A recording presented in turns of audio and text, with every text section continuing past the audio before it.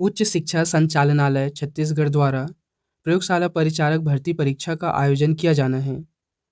प्रयोगशाला परिचारक भर्ती परीक्षा में विज्ञान विषय से 60 अंकों के कुल 60 प्रश्न पूछे जाएंगे, जिसमें भौतिक विज्ञान से 20 अंकों के 20 प्रश्न, रसायन विज्ञान से 20 अंकों के 20 प्रश्न और जंतु विज्ञान और वनस्पति विज्ञान को मिलाकर 10-10 अंकों के कुल 10-10 प्रश्न पूछे जाएंगे।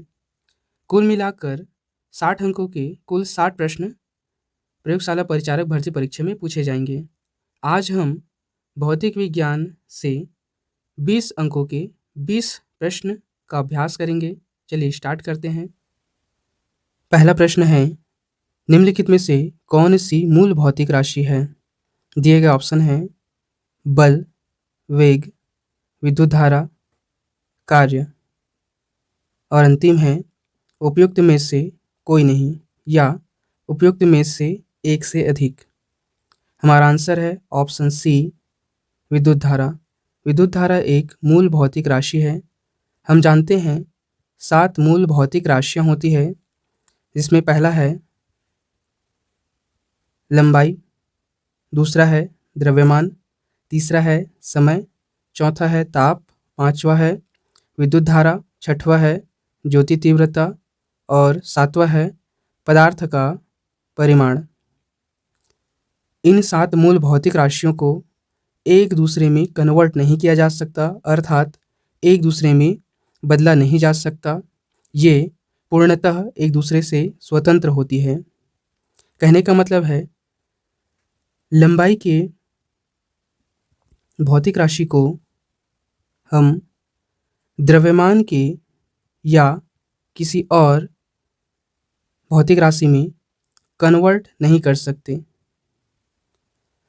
लंबाई को हम मीटर में मापते हैं या प्रदर्शित करते हैं, उसी प्रकार द्रव्यमान को हम किलोग्राम में प्रदर्शित करते हैं।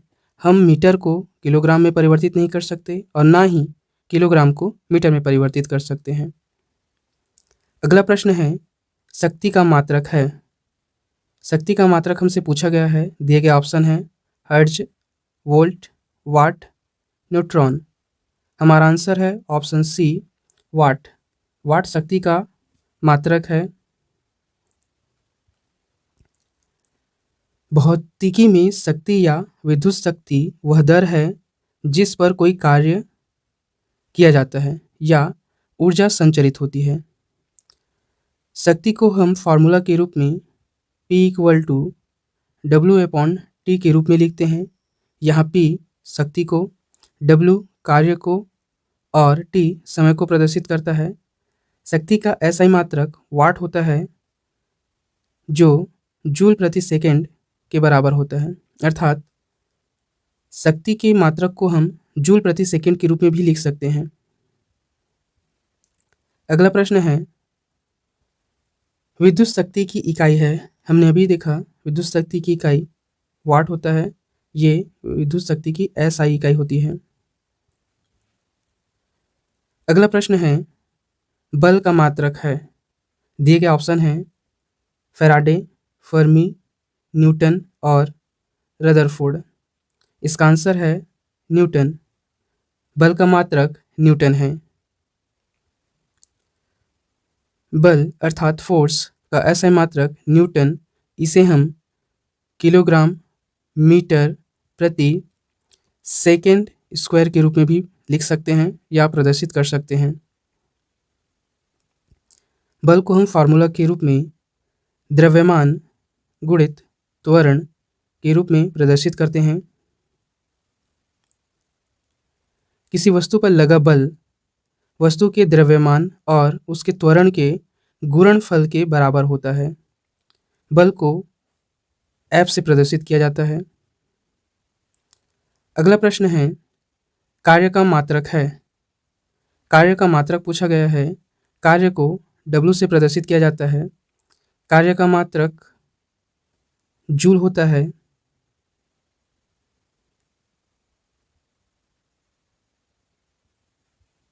जब किसी वस्तु पर बल लगाकर विस्थापन उत्पन्न किया जाता है, तो बल द्वारा किया गया कार्य बल तथा बल की दिशा में विस्थापन के गुणनफल के बराबर होता है। अर्थात जब कोई कार्य किया जाता है तो वह लगाए गए बल और बल की दिशा में विस्थापन v के बराबर होता है। कार्य एक अदिश राशि है। ये कैसी राशि है? कार्य एक अदिश राशि है, स्केलर क्वांटिटी है। इसका मात्रक न्यूटन मीटर है, जिसे जूल कहते हैं। जूल ऊर्जा का भी मात्रक है। अर्थात कार्य और ऊर्जा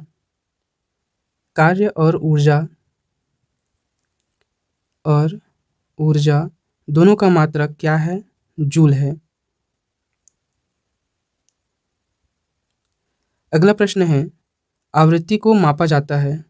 दिए गए ऑप्शन है हर्ट्ज में, मीटर प्रति सेकंड में, रेडियन में, वाट में। हमारा आंसर है आवृत्ति को हर्ट्ज में मापा जाता है।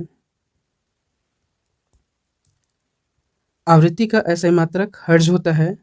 एक सामान्य मनुष्य 20 हर्ट्ज से 20,000 हर्ट्ज आवृत्ति की ध्वनि को सुन सकने में सक्षम होता है।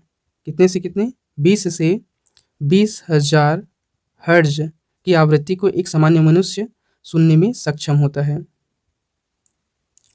हर्ट्ज में क्या मापा जाता है? हर्ट्ज में हम आवृत्ति को मापते हैं। पिछले प्रश्न में हमने देखा। अगला प्रश्न है, चालक की वैद्युत प्रतिरोधकता की इकाई है। चालकता की वैद्युत प्रतिरोधकता की इकाई पूछा गया है हमसे।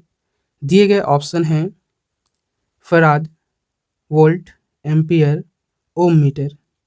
हमारा आंसर है ऑप्शन डी, ओम मीटर। चालक की वैद्युत प्रतिरोधकता की इकाई ओम मीटर होती है। इसे हम इस तरह लिखते हैं प्रतीक के रूप में। किसी पदार्थ की वैद्युत प्रतिरोधकता इलेक्ट्रिकल रेजिस्टिविटी से उस पदार्थ द्वारा विद्युत धारा के प्रवाह का विरोध करने की क्षमता का पता चलता है। किसका पता चलता है? विद्युत धारा के प्रवाह का विरोध करने की क्षमता का पता चलता है। कम प्रतिरोधकता वाले पदार्थ आसानी से विद्युत आवेश को चलने देते हैं। इसकी एसआई इकाई ओम मीटर है। वैद्युत प्रतिरोधकता को हम फार्मूला के रूप में rho equal to R into A upon L के रूप में प्रदर्शित करते हैं। यहाँ आर पदार्थ का विद्युत प्रतिरोध है, जिसे ओम से प्रदर्शित करते हैं हम, या ओम में इसे प्रदर्शित किया जाता है। एल क्या है? पदार्थ के टुकड़े की धारा की दिशा में लंबाई है। और ए यहाँ पर धारा की दिशा के लंबवत पदार्थ का क्षेत्रफल है। इस क्षेत्रफल को हम वर्ग मीटर में प्रदर्शित करते हैं। दिए गए विकल्पों में फराड धारिता का और वोल्ट विद्युत विभवांतर का, एम्पियर विद्युत धारा का तथा ओम वैद्युत प्रतिरोध का मात्रक है। यहाँ पर फैराड किसका मात्रक है? धारिता का। वोल्ट विद्युत विभवांतर का, एम्पियर विद्युत धारा का तथा ओम विद्युत प्रतिरोध का मात्रक है। अगला प्रश्न है, ओम मीटर मात्रक है। हमने ऊपर के प्रश्न में देखा ओम मीटर प्रतिरोधकता का मात्रक है किसी चालक की। ऑप्शन सी इस प्रश्न का आंसर है। अगला प्रश्न है, निम्नलिखित युग्मों में से कौन सा एक सुमेलित नहीं है?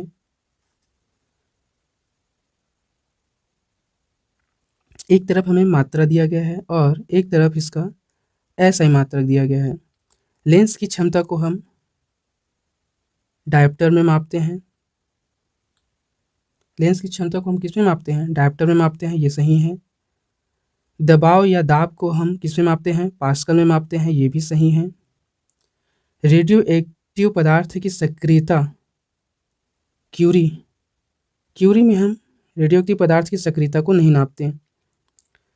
उष्मा को हम जूल में मापते हैं। उष्मा एक प्रकार की क्या है? ऊर्जा है।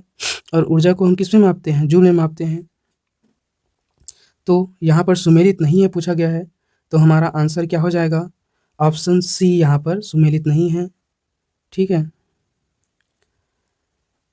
किसी रेडियोएक्टिव पदार्थ की सक्रियता से तात्पर्य प्रति इकाई समय में अपक्षय अर्थात डीके होने वाले नाभिकों की संख्या से है। ऐसे प्रणाली में इसकी इकाई यूनिट बैकुरेल इसे BQ से प्रदर्शित करते हैं। क्यूरी इसका पुराना एवं गैर एसआई मात्रक है। क्यूरी किसका मात्रक है? रेडियोएक्टिव पदार्थ की सक्रियता की अपक्षय होने की अर्थात डीके होने की मात्रक को प्रदर्शित करता है, और ये एसआई इकाई नहीं है, इसका एक गैर एसआई मात्रक है।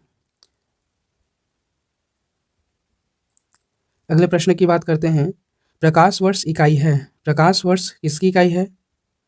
दिए गए ऑप्शन हैं दूरी की, समय की, आयु की, प्रकाश की तीव्रता की। हमारा आंसर है ऑप्शन ए, प्रकाश वर्ष दूरी की इकाई है।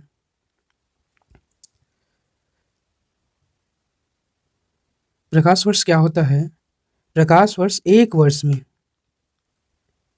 प्रकाश द्वारा तय की गई दूरी को एक प्रकाश वर्ष कहते हैं। अर्थात प्रकाश एक वर्ष में जितनी दूरी तय करेगा उसे हम एक प्रकाश वर्ष 1 लाइट ईयर कहते हैं। एक प्रकाश वर्ष का मान 9.46 इंटू 10 की पावर 15 मीटर होता है। ठीक। प्रकाश वर्ष होता है, प्रकाश वर्ष क्या होता है? अभी हमने देखा एक प्रकाश वर्ष एक वर्ष में प्रकाश द्वारा चली गई दूरी होती है। किस ऑप्शन में दिया गया है? प्रकाश द्वारा एक वर्ष में चली गई दूरी, ऑप्शन सी, ये हमारा आंसर है। प्रकाश वर्ष है, प्रकाश वर्ष को विभिन्न तरीके से पूछा गया है। प्रकाश वर्ष क्या होता है? प्रकाश वर्ष वह दूरी है जो एक वर्ष में तय करता है प्रकाश, ऑप्शन बी। अगला प्रश्न है खगोलीय दूरी प्रकाश वर्ष में मापे जाने का कारण निम्नलिखित में से कौन सा है? खगोलीय दूरी को प्रकाश वर्ष में मापे जाने का कारण पूछा गया है। ऐसा क्या कारण है कि खगोलीय दूरियों को प्रकाश वर्ष में मापा जाता है? दिए गए ऑप्शन हैं तारकी पिंडों के बीच की दूरियां परिवर्तित नहीं होती। तारकी पिंड के बीच की दूरियां परिवर्तित नहीं होती, ये कारण नहीं है। दूसरा ऑप्शन है तारकीय पिंडों का गुरुत्व परिवर्तित नहीं होता, ये भी कारण नहीं है, क्योंकि एक तारा या एक उपग्रह से दूसरे उपग्रह या तारे का गुरुत्वाकर्षण बल अलग अलग होता है। जैसे हमारे पृथ्वी के गुरुत्वाकर्षण बल से चंद्रमा का अर्थात चांद का गुरुत्वाकर्षण बल 1/6 गुना है, अर्थात 1/6 कम है चांद का गुरुत्वाकर्षण बल। तो ये ऑप्शन बी भी गलत हो गया। ऑप्शन सी की बात करते हैं प्रकाश सदैव सीधी रेखा में यात्रा करता है, ये ऑप्शन हो सकता है। लास्ट ऑप्शन क्या कहता है? प्रकाश की गति स्पीड सदैव एक समान होती है, ये सबसे अच्छा आंसर है। प्रकाश की गति स्पीड सदैव एक समान होती है। तो हमारा आंसर क्या हो गया? ऑप्शन डी, प्रकाश की गति अर्थात स्पीड सदैव एक समान होती है। यही कारण है खगोलीय दूरियां अर्थात खगोलीय पिंडों की दूरियों को प्रकाश वर्ष में मापने का। खगोलीय दूरियां विशेष रूप से ग्रहों के बीच की दूरियां, तारों के बीच की दूरियां इतनी विशाल होती है कि इन्हें मील या किलोमीटर में व्यक्त करना अत्यंत दुष्कर अर्थात कठिन होता है। अतः इन्हें AU एस्ट्रोनॉमिकल यूनिट, प्रकाश वर्ष, पार्सेक आदि में मापा जाता है। इन्हें किन किन में मापा जाता है? AU में, प्रकाश वर्ष में, लाइट ईयर में और पार्सेक। ये 3 राशियां हैं जिससे खगोलीय दूरियों को मापा जाता है। पार्सेक हो गया, AU हो गया, एस्ट्रोनॉमिकल यूनिट और प्रकाश वर्ष। इन 3 भौतिक राशियों से खगोलीय दूरियों को मापा जाता है। पूरे ब्रह्मांड में प्रकाश वर्ष की गति स्थिर अर्थात कांस्टेंट होती है। अर्थात एक समान होती है और यह उच्च परिशुद्धता हाई प्रिसाइज के लिए जानी जाती है, अर्थात अत्यधिक शुद्ध होती है इसकी गति, अर्थात एक समान होती है, कहीं परिवर्तित नहीं होता। इसी कारण खगोलीय दूरियों को प्रकाश वर्ष में मापा जाता है। अगले प्रश्न की बात करते हैं। एक पारसेक तारों संबंधी दूरियां मापने का मात्रक है और यह के बराबर होता है, पूछा गया है। एक पारसेक किसके बराबर होता है हमसे पूछा गया है। दिए गए ऑप्शन है 4.25 प्रकाश वर्ष, 3.25 प्रकाश वर्ष, 4.50 प्रकाश वर्ष, 3.05 प्रकाश वर्ष। हमारा आंसर है ऑप्शन बी 3.25 प्रकाश वर्ष।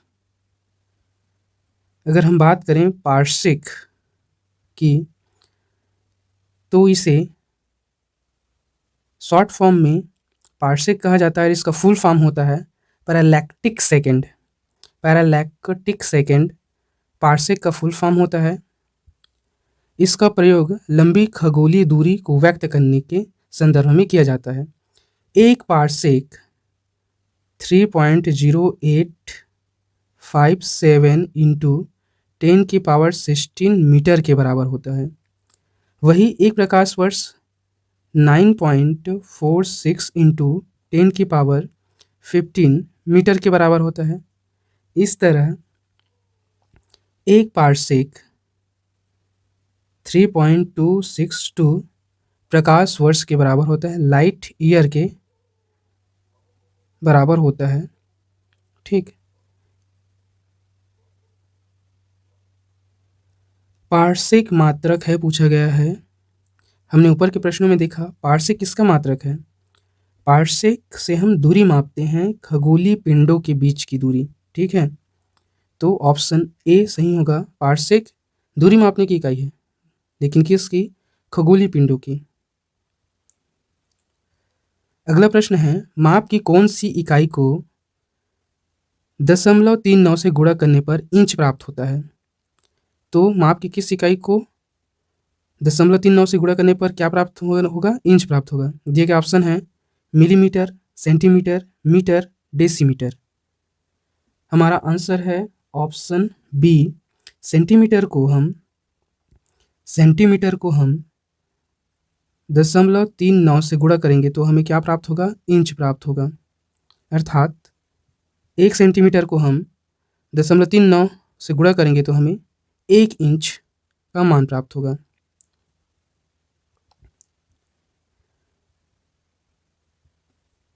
एक सेंटीमीटर होता है 0.39 इंच। अगले प्रश्न की बात करते हैं। 6 फीट लंबे व्यक्ति की ऊंचाई नैनोमीटर में कैसे व्यक्त की जाएगी और हमसे लगभग मान पूछा गया है। हमें पता होना चाहिए 1 नैनोमीटर बराबर 10⁻⁹ मीटर होता है। ठीक है, अब फीट में निकालना है तो फीट का मान हमें पता होना चाहिए। 1 फीट बराबर 0.305 मीटर होता है। हमें 6 फीट का मान निकालना है तो इसमें 6 गुणा कर देते हैं। ठीक है, और इस पूरे मान को हमें किस में निकालना है? नैनोमीटर में निकालना है। तो हमने अभी 1 नैनोमीटर का मान निकाला है 10⁻⁹ मीटर। तो 6 फीट लंबे व्यक्ति का मान निकालने के लिए हमें क्या करना पड़ेगा? 6 फीट के मान को 6 फीट का जो मान है 6 गुणित 0.305 को 1 नैनोमीटर के मान से गुणा कर निकाल सकते हैं। ठीक है, तो इन सभी को गुणा करने पर हमें क्या प्राप्त होगा? 183 गुणित 10⁻7 नैनोमीटर प्राप्त होगा। ऑप्शन सी इस प्रश्न का सही आंसर होगा। अगला प्रश्न है 1 नैनोमीटर होता है। हमने ऊपर के प्रश्न में 1 नैनोमीटर का मान के बारे में बात किया है। 1 नैनोमीटर क्या होता है? 10⁻⁹ मीटर होता है। ठीक है, वहीं अगर हम बात करें हमें पूरा ऑप्शन में क्या दिया है? Centimetre, centimetre, centimetre, centimetre. तो हमें मीटर को किस में कन्वर्ट करना पड़ेगा? सेंटीमीटर में कन्वर्ट करना पड़ेगा। तो 1 मीटर का मान क्या होता है? 100 सेंटीमीटर होता है। 1 नैनोमीटर को हम सेंटीमीटर में कन्वर्ट करने के लिए 10⁻⁹ इंटू 10 1 मीटर को 1 मीटर का मान 100 सेंटीमीटर है, तो इसे हम 10⁻² लिख सकते हैं। 10⁻² लिखेंगे तो इसका मान आ जाएगा 10⁻⁷। तो इसका आंसर क्या आ जाएगा? ऑप्शन बी, 10⁻⁷ सेंटीमीटर 1 नैनोमीटर का मान होता है। अगले प्रश्न की बात करते हैं। एम्पियर मापने की इकाई है। एम्पियर किसकी इकाई है? एम्पियर विद्युत धारा मापने की इकाई है। ऑप्शन बी, एम्पियर से विद्युत धारा को मापा जाता है। एम्पियर विद्युत धारा मापने की इकाई है। यदि किसी चालक तार में 1 एम्पियर की धारा प्रवाहित हो रही है तो इसका अर्थ है कि उस तार में प्रति सेकंड 6.25 इंटू 10⁻18 इलेक्ट्रॉन एक सिरे से प्रवेश कर रहा है और उतना ही इलेक्ट्रॉन दूसरे सिरे से बाहर निकल रहा है। ये मतलब होता है एक चालक तार में 1 एम्पियर धारा प्रवाहित होने का।